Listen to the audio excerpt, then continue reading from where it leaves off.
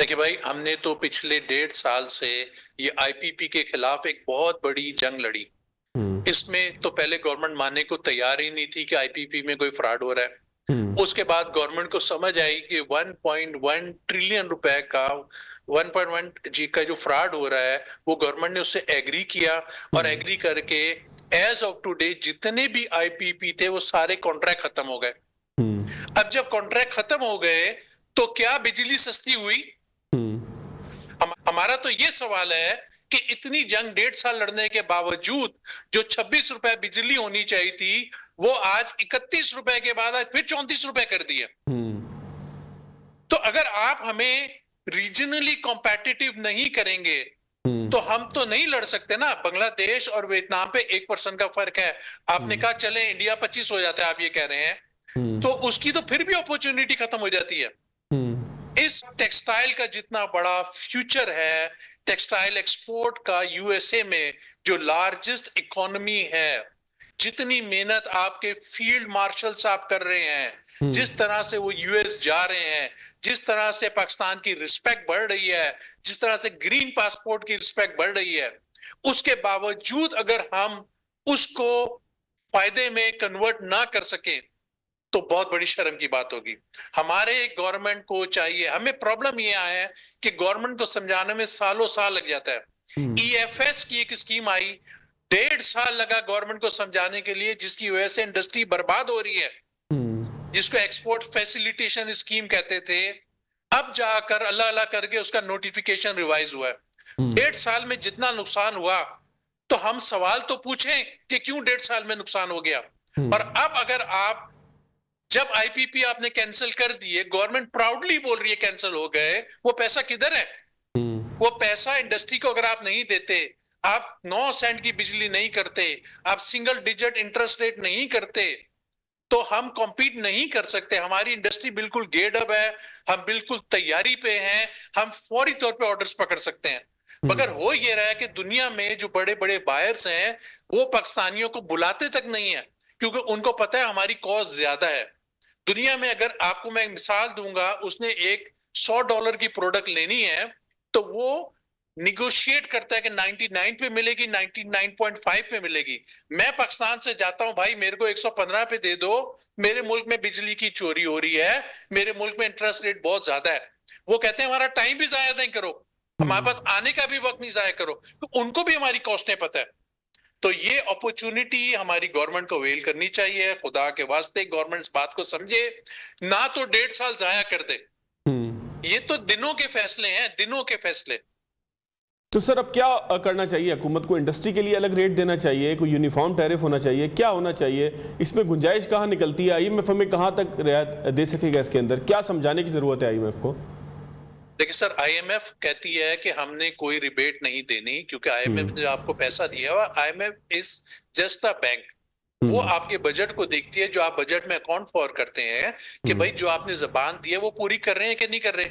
IMF कहती है कि आप पहले बजट से हमारे से अप्रूव करा लेते हैं, उसके बाद आप मार्केट में जाकर रिबेट देकर आ जाते हैं, तो वो हर चीज बजट आउट हो जाता है। क्यों? उसने तो अपनी रकम को सिक्योर करना है ना। तो हमने इसीलिए, हम भी समझ रहे थे कि आईएमएफ ऐसी की वजह से गवर्नमेंट रिबेट नहीं दे सकती, तो हमने एक आईपीपी की जंग लड़ डाली।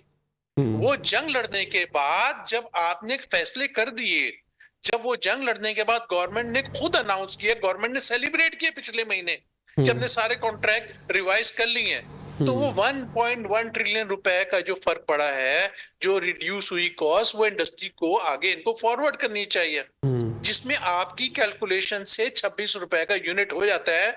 120 करोड़ यूनिट पाकिस्तान में बनते हैं। मैं इंडस्ट्री नहीं बात कर रहा, मैं पूरे पाकिस्तान की बात कर रहा हूँ। 120 करोड़ यूनिट अगर आपके मुल्क में बनते हैं और 1.1 ट्रिलियन आप सेव कर लो, आप यूनिट की कॉस्ट निकालो, आपकी 26 रुपए बन जाएगी।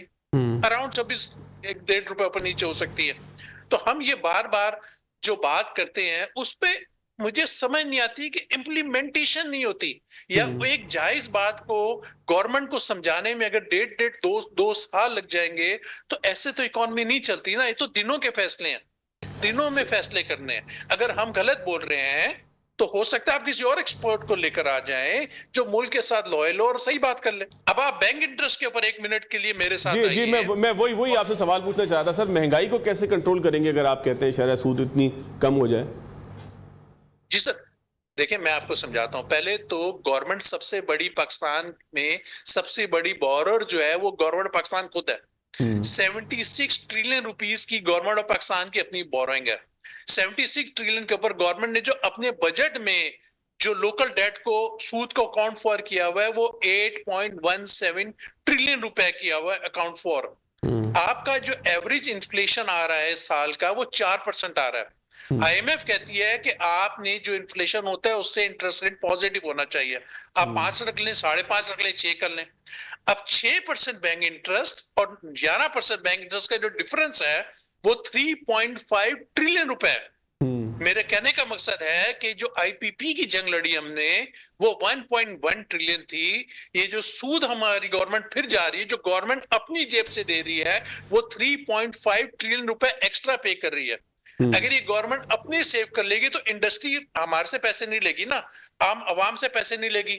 यहां पर सूद पे करके आवाम से ले लेती है।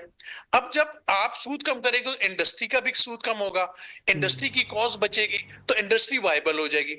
अब गवर्नमेंट, जो आपका सवाल है, गवर्नमेंट कहती है कि अगर हम ये कम कर देंगे तो इकोनॉमी बूम करेगी और फिर बर्स्ट हो जाएगी, बूम एंड बर्स्ट साइकिल आ जाएगा। जो बूम एंड बस्ट साइकिल की गवर्नमेंट मिसाल देती है वो 2022 की मिसाल देती है। मगर गवर्नमेंट इस बात को अंडरस्टैंड करे कि जब 2022 में 6% इंटरेस्ट था और आपकी इकोनॉमी बर्स्ट हुई थी, उसका मेन रीजन क्या था? $3.5 बिलियन की आपने कोविड की वैक्सीन इंपोर्ट कर ली थी। आपको याद होगा रशिया यूक्रेन वॉर हो गई थी और ऑयल की प्राइस बहुत महंगी हो गई थी, तो आपका जो ऑयल का इंपोर्ट बिल था वो भी बढ़ गया बहुत ज्यादा। तो आपका सूद की प्राइस कम करने से दुनिया में ऑयल की प्राइस बढ़ेगी नहीं। ये तो देखिए, मैं बहुत सिंपल वे में बात कर रहा हूं क्योंकि आम आवाम तक मैसेज आ रही है। बिल्कुल सर। तो आप इसको, मैं सिंपल सी बातें हैं कि ये आप इंटरेस्ट को फौरी तौर पे नीचे लेकर आए। जो पिछली मॉनेटरी पॉलिसी गुजरी है उसमें इनको सिंगल डिजिट कर देना चाहिए था और अगले 6 महीने में उसको 6% पे लेकर आ जाते। इसी तरह से जो बिजली की जंग लड़ी सारी फेडरेशन ने, बिजनेस कम्युनिटी ने, वो पैसे अगर आप कम नहीं कर रहे, अगर आप बिजनेस कम्युनिटी को उसका फायदा नहीं दोगे तो फिर इंडस्ट्री तो नहीं चलेगी सर। जब इंडस्ट्री नहीं चलेगी, इतनी बड़ी आपने इंडिया से जंग लड़े हो, इतनी बड़ी आप जंग जीते हो, अल्हम्दुलिल्लाह आपका फील्ड मार्शल दिन रात काम कर रहा है, हमारी इज्जत दुनिया में बन रही है, तो ये तो अपॉर्चुनिटी है। तो उसको अपॉर्चुनिटी में अवेल करना है या हमने बस बातें बूतें करके फारिग हो जाना है? सर, एक ट्वीट में देख रहा था गौहर एजाज साहब का गुज़िश्ता रात का, उसमें उन्होंने कहा कि फील्ड मार्शल के ताउन से एफबीआर के साथ ताजिर बरादरी के मामला तय पाए हैं। सर, क्या चीज़ें थी आवाम समझना चाहते हैं सर उसे? सर, गवर्नमेंट ने क्या किया, सिर्फ 3%, आप समझिएगा बात को, 290 बिलियन रुपए लेने के लिए इन्होंने कानून बना दिया 37A। 37A में ग्रेड 16 का ऑफिसर जब चाहे, जिसको चाहे, जो कंपनी का चेयरमैन है उसको अरेस्ट कर ले। यानी कि एचबीएल बैंक के प्रेसिडेंट को अरेस्ट कर ले, नेस्ले के प्रेसिडेंट को अरेस्ट कर ले, या किसी एक दुकानदार को जाके अरेस्ट कर ले। सिर्फ 3% के लिए, 3% के लिए ये कानून बन गया।